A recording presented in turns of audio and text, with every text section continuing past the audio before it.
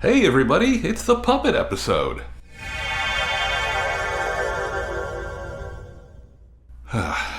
Don't worry, I wasn't going to do the whole thing as a puppet. I just learned the app on how to do that sort of thing, and I didn't have the time really to get into it.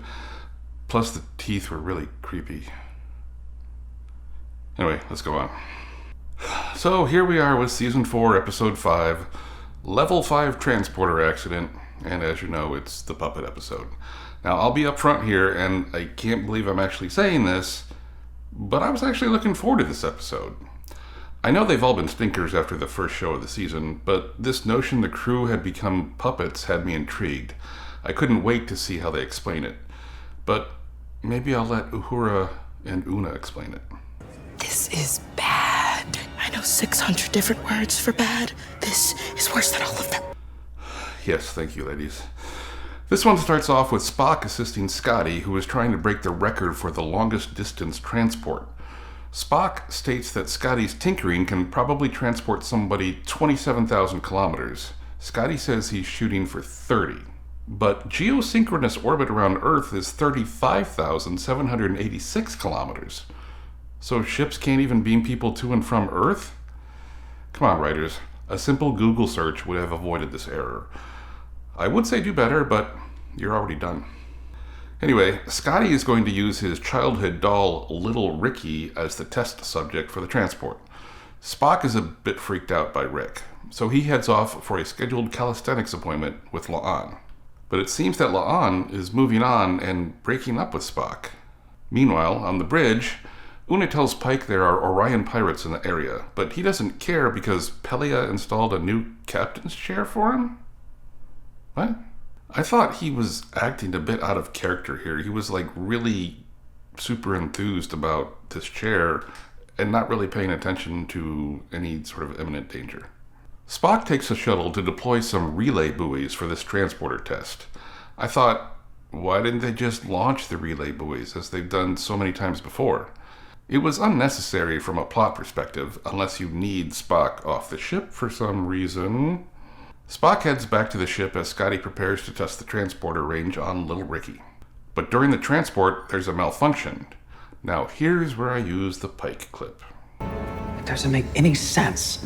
From here on out, nothing makes sense.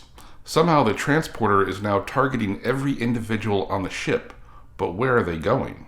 Not only that, somehow the entire Enterprise beams itself out of existence.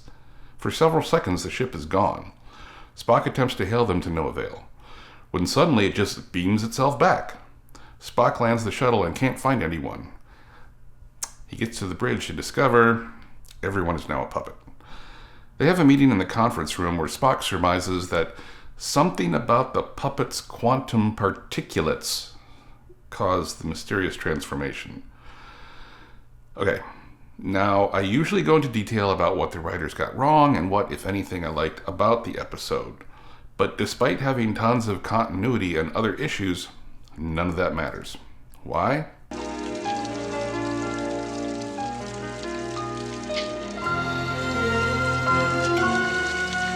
Good morning.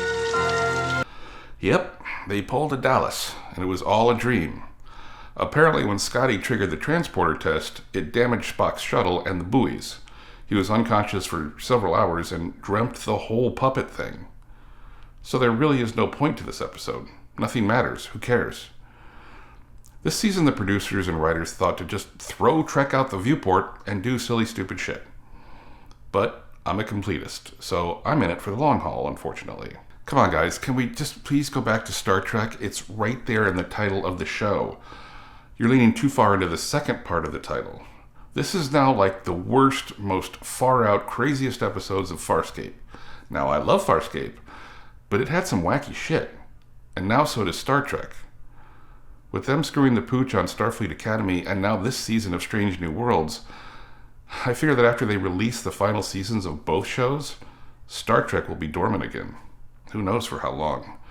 It's really sad that for Trek's 60th anniversary, it's fallen so far. But as always, live long and prosper.